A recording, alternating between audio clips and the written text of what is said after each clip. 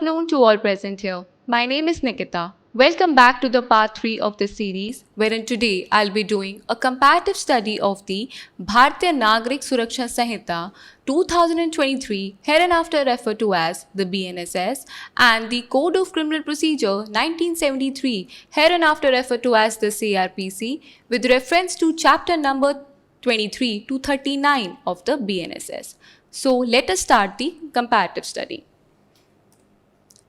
Section 265B of the CRPC, which talks about the application for plea bargaining, it corresponds to Section 290 of the BNSS. So, according to Section 290 subsection 1 of the BNSS, a person accused of an offence may file an application for plea bargaining within a period of 30 days from the date of framing of charge in the court in which such offence is pending for trial. So, we can see that a timeline has been mentioned or a time limit has been mentioned for filing an application for plea bargaining, which has to be filed within a period of 30 days from the date of framing of the charge in the court in which such offence is pending for trial, and such time limit was not mentioned in section 265B subsection 1 of the CRPC.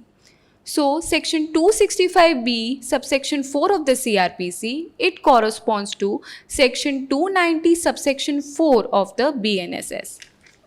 So, according to clause A, if the court is satisfied that the application for plea bargaining has been voluntarily filed by the accused, then in that case, the court shall provide time which does not exceed 60 days to the public prosecutor or to the complainant of the case and the accused, so that they can work out a mutually satisfactory disposition of the case. So we have to see that again a time limit has been mentioned for reaching out a mutually satisfactory disposition of the case, which was not earlier mentioned in section 265B subsection 4 of the CRPC. Section 265E clause C of the CRPC, it corresponds to section 293 clause C of the BNSS with the addition of the words where the accused is a first time offender and has not been convicted of any offence in the past. It may sentence the accused to 1/4 of such minimum punishment. So, after the addition of these words, section 293 clause C of the BNSS reads as follows. That is, after hearing the parties under clause B, if the court finds that the minimum punishment has been provided under the law for the offence committed by the accused, then in that case, it may sentence the accused to half of such minimum punishment. And where the accused is a first time offender and has not been convicted of any offence in the past, then in that case, it may sentence the accused to 1/4 of such minimum punishment. Section 265E clause D of the CRPC, it corresponds to section 293 clause D of the BNSS with the addition of the words where the accused is a first time offender and has not been convicted of any offence in the past. It may sentence the accused to 1/6 of the punishment which has been provided or which is extendable for such offence. So, after the addition of these words, section 293 clause D of the BNSS reads as follows. So, in case, after hearing the parties under clause B, if the court finds that the offence which is committed by the accused is not covered under clause B or clause C, then in that case, it may sentence the accused to 1/4 of such minimum punishment which has been provided or which has been extended for such offence. And where such accused is a first time offender and has not been convicted in the past, then in that case, it may sentence the accused to 1/6 of the punishment which has been provided or which is extendable for such offence. Section 293 clause D of the BNSS now reads as follows. In case after hearing the parties under clause B, the court finds that the offence committed by the accused is not covered under clause B or clause C, then it may sentence the accused to 1/4 of such punishment which is provided or which is extendable for such offense, and where the accused is a first time offender and has not been convicted of any offense in the past, then in that case it may sentence the accused to 1/6 of the punishment which has been provided or which is extendable for such offense. Section 268 of the CRPC, which talks about the power of the state government to exclude certain persons from the operation of Section 267 of the CRPC, it corresponds to Section 303 of the BNSS. So the change which we can note is that the term central government has been added to the marginal heading of Section 303 of the BNSS. Also, the term central government has been added in Section 303 subsection 1 of the BNSS. So, as per Section 268 of this CRPC, earlier only the state government had the power to exclude certain persons from the operation of Section 267 of the CRPC. But now, central government also has been conferred with this power, and they may also exclude certain persons from the operation of Section 302 of the BNSS. Moving on, we have Section 273 of the CRPC, which talks about evidence to be taken in the presence of the accused, which corresponds to Section 308 of the BNSS. So,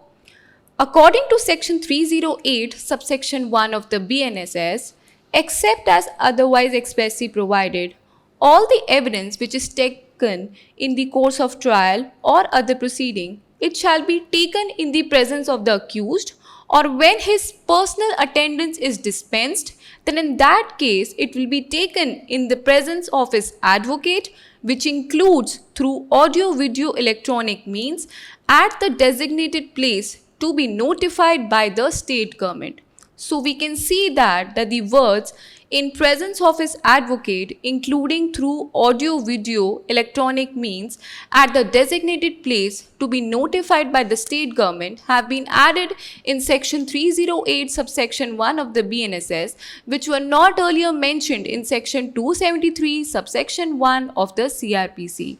Also,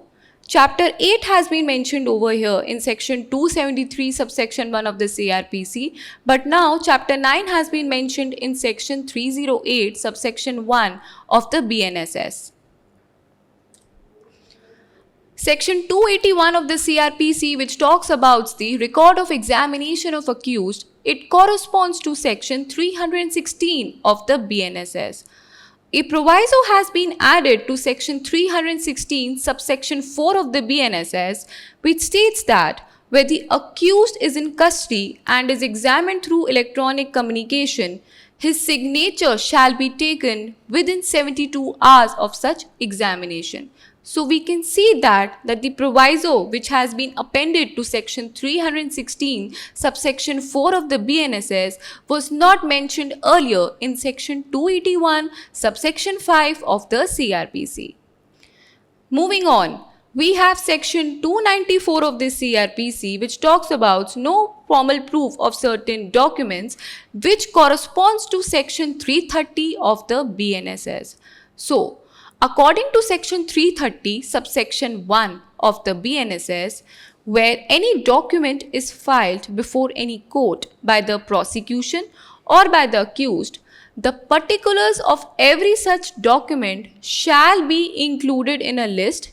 and the prosecution or the accused or the advocate for the prosecution or the accused shall be called upon to admit or deny the genuineness of each such document soon after the supply of such documents, and in no case it will be later than 30 days after such supply. So we can see that a time frame has been mentioned for the acceptance or the denial of the genuineness of the documents, which was not earlier mentioned in Section 294 subsection 1 of the CRPC.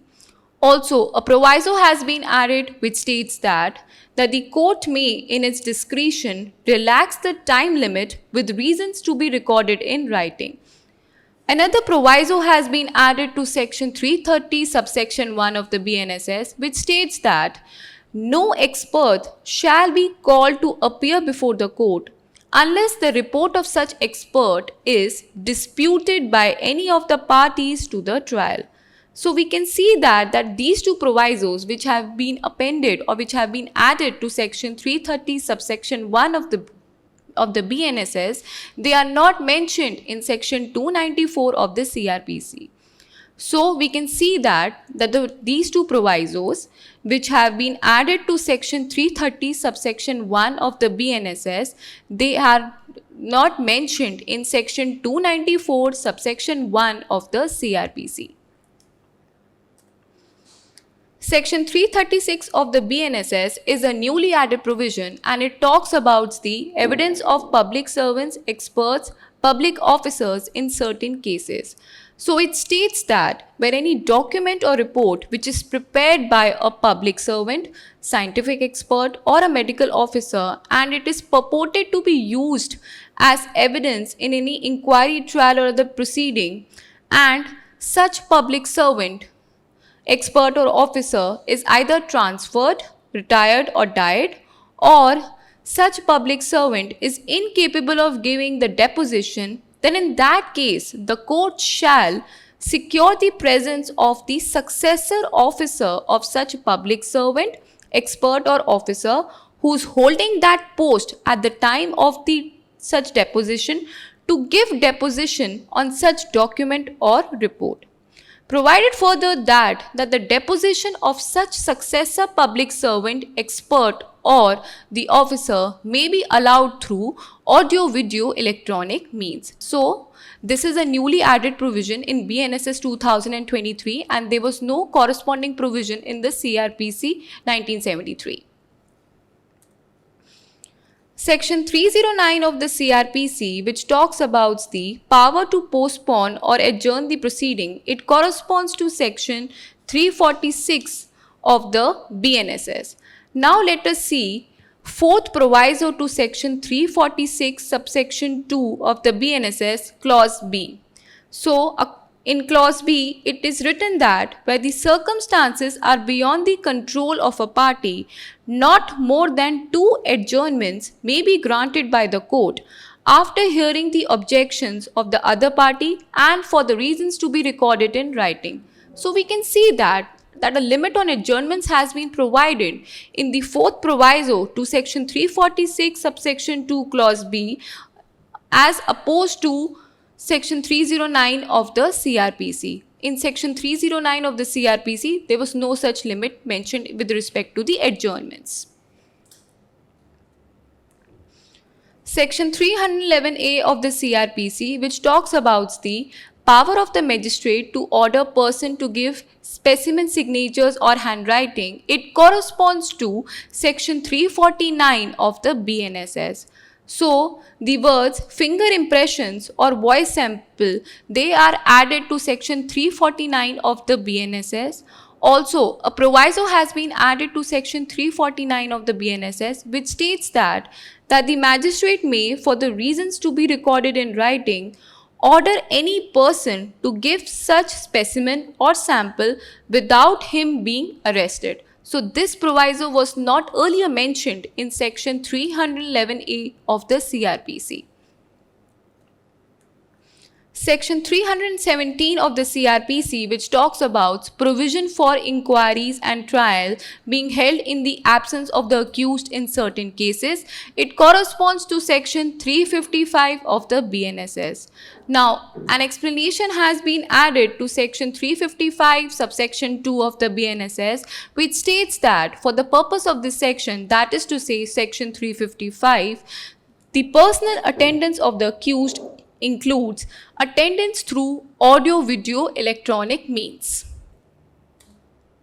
Section 356 of the BNSS talks about the inquiry, trial or judgment in the absence of a proclaimed offender. This is a newly added provision and there was no corresponding provision in the CRPC. Now let us see what does section 356 of the BNSS talk about. It says, notwithstanding anything contained in this Sahita or any other law for the time being in force, when a person is declared as a proclaimed offender, whether or not charged jointly,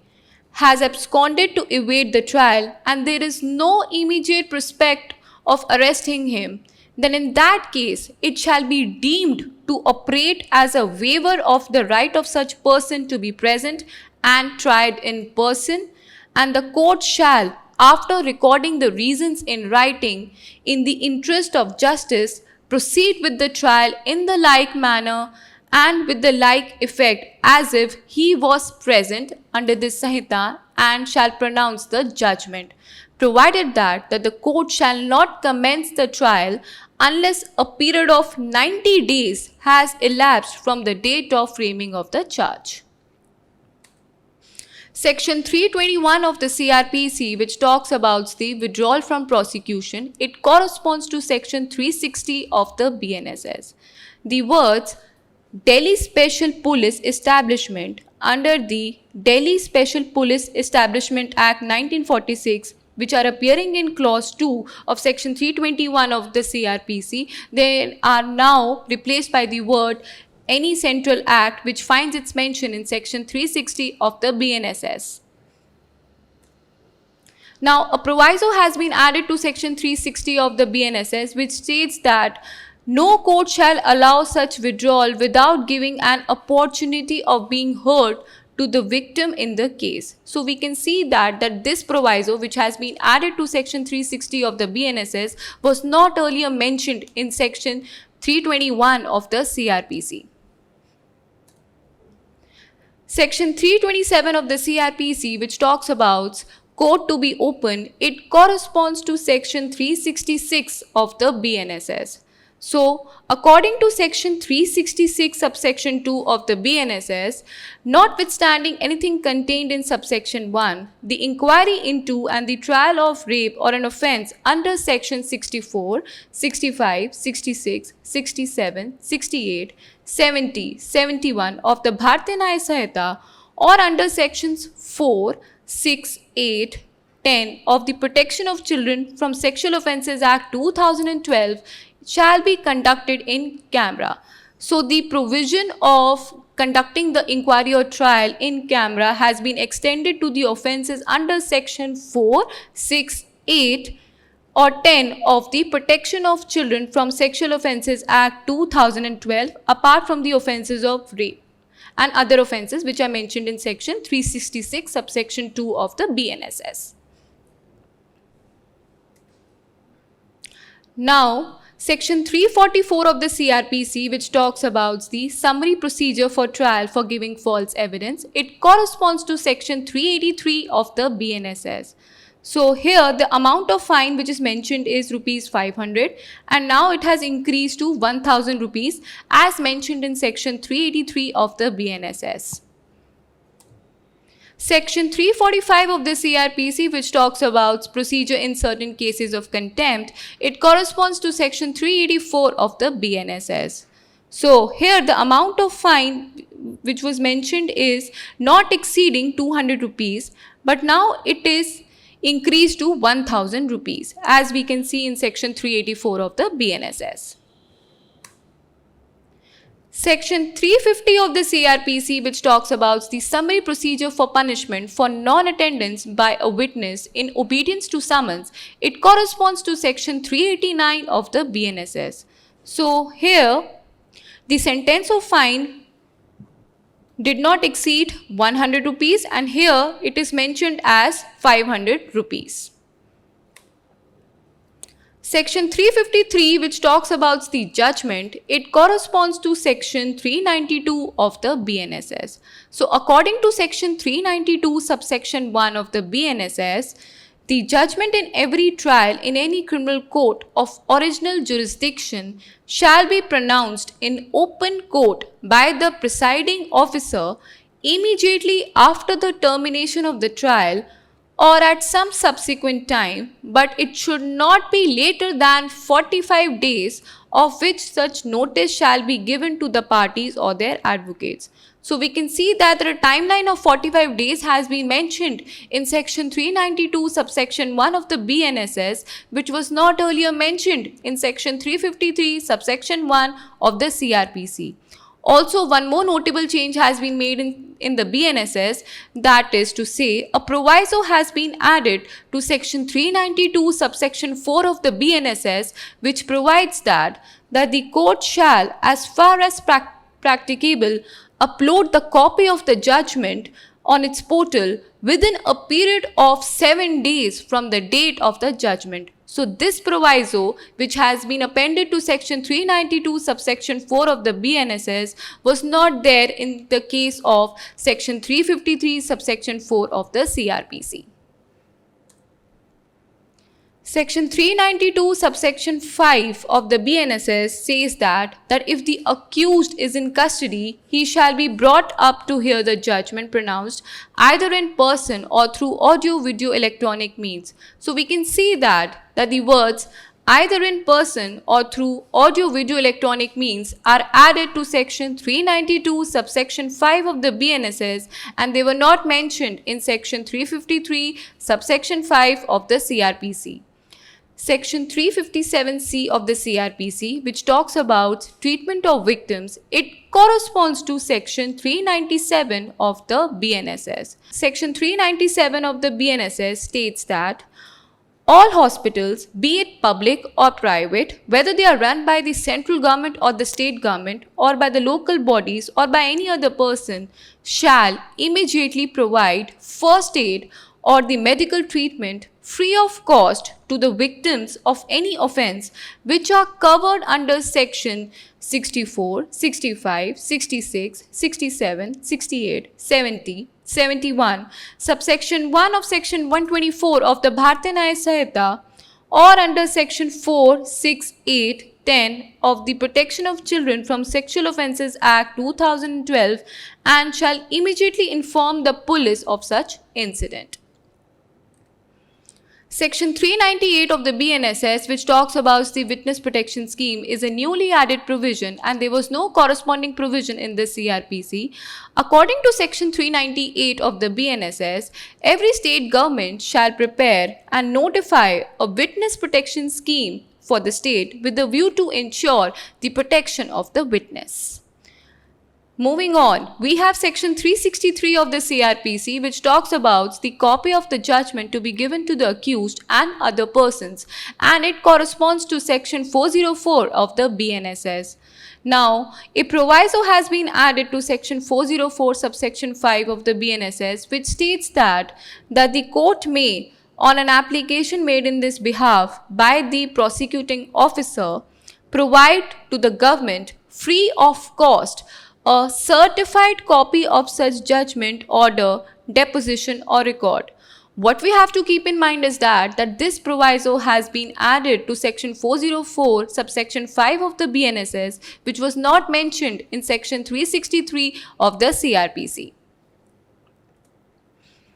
Section 364 of the CRPC, which talks about judgment when to be translated, it corresponds to section 405 of the BNSS. So we can see that in section 364 of the CRPC, the words accused so requires are used, and now these words are replaced with the words and if either party so requires, which find their mention in section 405 of the BNSS. Section 366 of the CRPC, which talks about sentence of death to be submitted by the Court of Session for confirmation, it corresponds to section 407 of the BNSS. Now, the word forthwith has been added to section 407 subsection 1 of the BNSS, which was not earlier mentioned in section 366 of the CRPC. Section 371 of the CRPC, which talks about procedure in cases submitted to High Court for confirmation, it corresponds to section 412 of the BNSS. Now, the change which we can see in section 412 of the BNSS is that the words either physically or through electronic means have been added to this section, which were not earlier mentioned in section 371 of the CRPC. Now let us see section 376 of the CRPC, which talks about no appeal in petty cases, and it corresponds to section 417 of the BNSS. So, as per clause A, the sentence of imprisonment for a term not exceeding 6 months has been mentioned, but in case of section 417 clause A of the BNSS, sentence of imprisonment for term not exceeding 3 months has been mentioned. So there is a decrease in the sentence of imprisonment for a term from 6 months to 3 months. Now, Section 377 of the CRPC, which talks about appeal by state government against the sentence, it corresponds to Section 418 of the BNSS. So, in Section 377 of the CRPC, the words Delhi Special Police Establishment, which is constituted under the Delhi Special Police Establishment Act 1946, these words are now replaced with the word Central Act, which finds its mention in section 418 subsection 2 of the BNSS. Section 378 of the CRPC, which talks about appeal in case of acquittal, it corresponds to section 419 of the BNSS. So, as per section 378 subsection 2 of the CRPC, the words Delhi Special Police Establishment, which is constituted under the Delhi Special Police Establishment Act 1946. Now, these words are replaced with the word any central act, which find its mention in section 419 subsection 2 of the BNSS. Section 406 of the CRPC, which talks about the power of the Supreme Court to transfer cases and appeals, it corresponds to Section 446 of the BNSS. So, in Section 406, subsection 3, the words not exceeding 1000 rupees has been mentioned, and now these words are replaced with the words any such sum, which find its mention in Section 446, subsection 3 of the BNSS.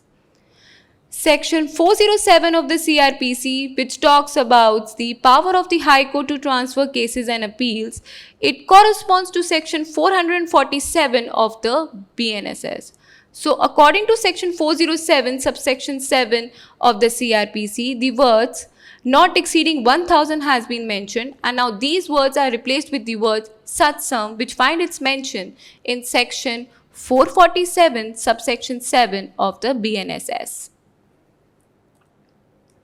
Section 472 of the BNSS is a newly added provision which talks about the mercy petition in death sentence cases. There was no corresponding provision in the CRPC. So, according to Section 472 subsection 1 of the BNSS, a convict under the sentence of death may file a mercy petition before the President of India under Article 72 or Governor of the State under Article 161 of the Constitution of India within a period of 30 days after the date on which the superintendent of the jail firstly informs about the dismissal of appeal or the special leave to appeal by the Supreme Court, or informs him about the date of confirmation of the sentence of death by the High Court and the time allowed to file an appeal or special leave petition in the Supreme Court has expired. So, subsection 2 states that the petition may initially be made to the governor, and on its rejection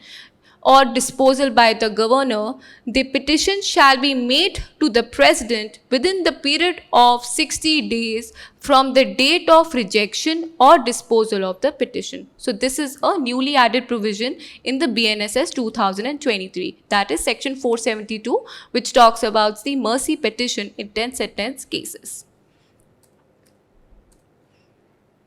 Section 433 of the CRPC, which talks about the power to commute sentence, it corresponds to Section 474 of the BNSS. So, the appropriate government may, without the consent of the person sentenced, it can commute the following sentences. So, let us see first Section 433 Clause A, which states that a sentence of death may be commuted for any other punishment which has been provided by the Indian Penal Code. Now, let us see the corresponding provision in the BNSS, which is Section 474 Clause A, which states that the sentence of death may be commuted for imprisonment for life.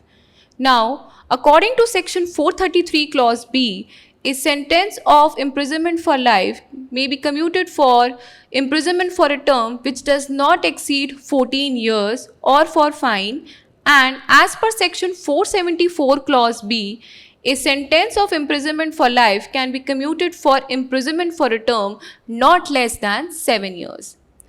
As per section 433 clause C of the CRPC, a sentence of rigorous imprisonment may be commuted for a simple imprisonment for any term to which that person might have been sentenced or for fine, and it corresponds to section 474 clause E, which states that a sentence of rigorous imprisonment may be commuted for simple imprisonment for any term to which that person might have been sentenced.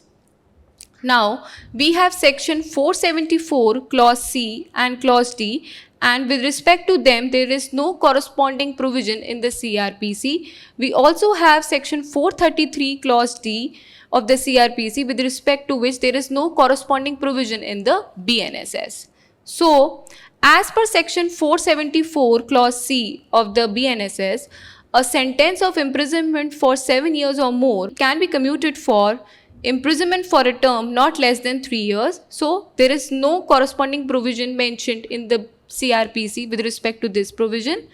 And a sentence of imprisonment for less than 7 years can be commuted for fine. So, similarly, there is no corresponding provision mentioned in CRPC for section 474 clause D of the BNSS. Now, as per section 433 clause D of the CRPC, a sentence of simple imprisonment, it can be commuted for fine. So, there is no corresponding provision mentioned in the BNSS with respect to section 433 clause D of the CRPC. Now, section 436A of the CRPC, which talks about the maximum period for which the under trial prisoner can be detained, it corresponds to section 479 of the BNSS. So, section 436A of the CRPC is not applicable to an offence for which the punishment of death has been specified as one of the punishments under that law, but as per section 479 of the BNSS, section 479 is not applicable to an offence for which the punishment of death or imprisonment for life has been specified as one of the punishments under that law. Also, the words his personal bond with or without sureties, which are mentioned in section 436A of the CRPC, they are now replaced with the word on bail as mentioned in section 479 of the BNSS. Moving on, a proviso has been added to section 479 of the BNSS, which states that where a person is a first-time offender, that is to say, he has never been convicted of any offence in the past, he shall be released on bond by the court if he has undergone detention for the period extending up to 1/3 of the maximum period of imprisonment specified for such offence under that law. Subsection 2 has been inserted, which states that notwithstanding anything in subsection 1 and subject to the third proviso thereof, where an investigation, inquiry or trial in more than one offence or in multiple cases are pending against one person, he shall not be released on bail by the court. Subsection 3, which has been inserted, which it states that the superintendent of jail where the accused person is detained on completion of 1/2 or 1/3 of the period as mentioned in subsection 1, as the case may be, shall forthwith make an application in writing to the court to proceed under subsection 1 for the release of such person on bail. Section 437 of the CRPC, which talks about when bail can be taken in case of non-bailable offence, it corresponds to section 480 of the BNSS. So, in section 437 of the CRPC, the words the person under the age of 16 years is used, and now these words are replaced with the words a person is a child. Now, in proviso, the words for police custody beyond the first 15 days have been added, which are not mentioned in section 437 subsection 1 of the CRPC.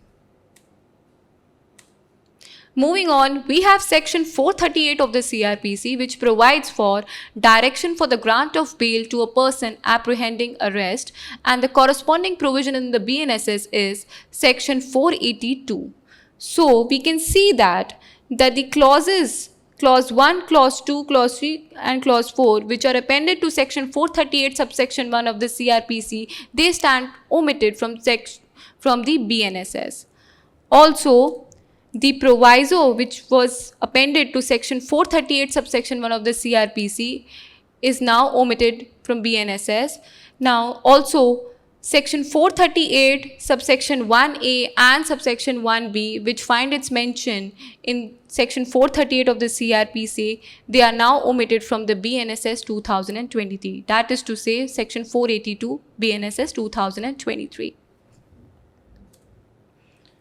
Section 451 of the CRPC, which talks about the order for custody and the disposal of property pending trial in certain cases, it corresponds to section 497 of the BNSS. So we can see that the term magistrate has been added to section 497 subsection 1 of the BNSS, which was not mentioned in section 451 of the CRPC. Subsection 2, subsection 3, subsection 4 and subsection 5 of the BNSS are newly added provision. Now let us discuss these newly added subsections of section 497 of the BNSS. Subsection 2 of section 497 states that the court or the magistrate shall, within a period of 14 days from the production of the property which has been referred to in subsection 1 before it, prepare a statement of such property containing its description in such form and such manner as the state government may by rules provide. Subsection 3 states that the court or the magistrate shall cause to be taken the photograph and if necessary the videograph on mobile phone or any electronic media of the property which has been referred to in subsection 1. Also, subsection 4 states that the statement which is prepared under subsection 2 and the photograph or the videograph which has been talked about in subsection 3, it shall be used as evidence in any inquiry, trial or other proceeding under the Sahita. Also, subsection 5 which is inserted, it states that the court or the magistrate shall, within a period of 30 days after the statement has been prepared under subsection 2 and the photograph or the videography has been taken under subsection 3, order the disposal, destruction, confiscation or the delivery of the property in the manner specified hereinafter. Section 459 of the CRPC, which talks about the power to sell perishable property, it corresponds to section 505 of the BNSS. So here the value of the property is mentioned as less than 500 rupees. But in case of section 505 of the BNSS, the value of the property which is mentioned is less than 10,000 rupees. Section 482 of the CRPC, which talks about the saving the inherent powers of the High Court, it corresponds to section 528 of the BNSS. Section 530 of the BNSS, it talks about the trial and proceedings to be held in electronic mode. This is a newly added provision in the BNSS and there was no corresponding provision in the CRPC. It states that all the trials, inquiries and proceedings under this code, including the issuance, service and execution of summons and warrant, the examination of complainant and witnesses, the recording of evidence in inquiries and trial, and all the appellate proceedings or any other proceeding may be held in electronic mode by use of electronic communication or by the use of audio-video electronic means. I hope you all have understood the notable changes which have been made to the BNSS 2023 in contrast to the Code of Criminal Procedure 1973. So thank you so much for watching this video. Take care.